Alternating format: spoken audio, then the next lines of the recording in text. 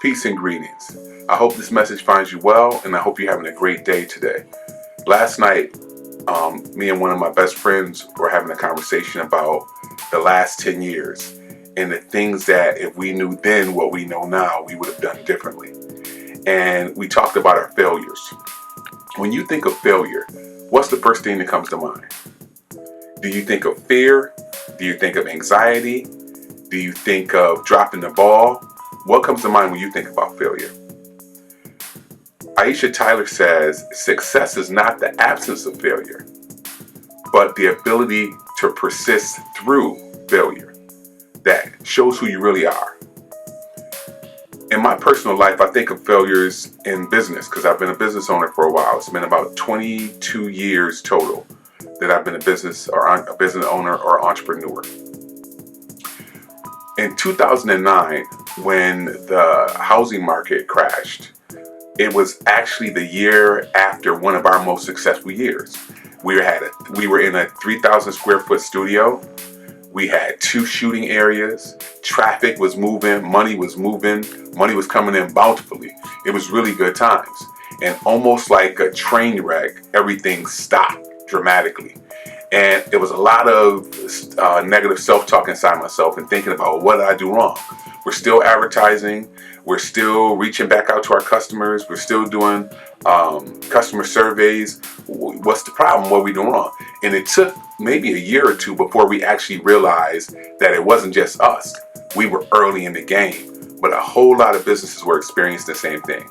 And the year after we closed, I remember seeing small business after small business after small business after small business starting to fall. Particularly the day that I decided that enough was enough. I came to the studio. It was about 8 in the morning, and I was getting prepped for the day and getting everything started for my shoots. And something really strange happened, but it changed my life. I went to pick up the phone, and I hit the dial, and it was dead, like completely dead. Not the busy signal dead, but dead. And the phone had never been off like that. The phone had been off before, let me keep it real. It may have been an hour or two before I called and the payment went through, but the phone had been off in my 10 years or so at that time. But this was something different. It was like an energy that I was experiencing at that moment. And it was totally quiet. No one's in the building but me. We were on Dewey at the time. And I remember just as faintly as a whisper hearing, "Mike, stop." So I'm kind of looking to my left and I'm looking to my right and I'm saying, like, I'm bugging, I'm tripping. And just as simple and subtle as a whisper again, I heard, "Mike, stop." And I'm rationalizing, like, I know I'm the only person here. And my spirit just revealed, stop playing. God's telling you to stop. So I started justifying, well, Lord, I know you don't mean this. I'm not my baby. I've been working on this a long time. We're finally where I wanted to be, where we've arrived.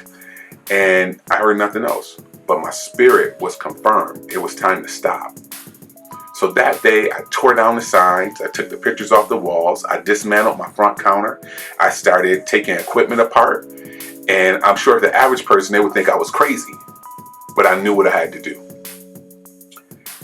That would be perceived by the average person as a failure. That would be perceived by many people as a loss.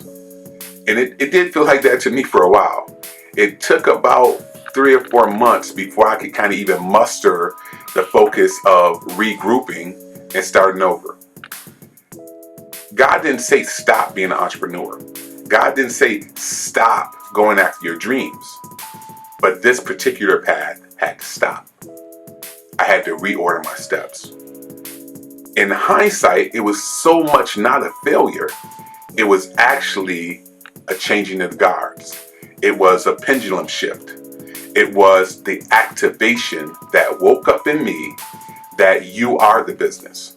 And whatever you call it or however you do it, it's still going to be you. So at the end of the day, what do you really want? I ask you to examine today some failures that you may have experienced. What things do you feel like you may be failing at right now? And what are you going to do about them? I present and submit to you that failures at their essence are opportunities. They're opportunities for you to rethink how you do things, to re-examine the way you see things, and to regroup and go harder. And sometimes we have to totally change directions.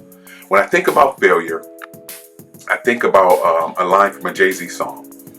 He says, don't run from it, run towards it. And I use that in my day-to-day life. When things shake me the most, when things bring fear to my spirit the most, I try to get right in their face because I don't want to be prey to anything. And I suggest the same to you. So today, take an audit of what you feel like your life failures are, or better yet, where are opportunities for you to be your best self. Take a minute, take a thought, a deep breath, and look at where you want to grow at and where you want to exceed even better. And choose today to live your best life. Thank you very much, and I hope to talk to you guys soon. Peace.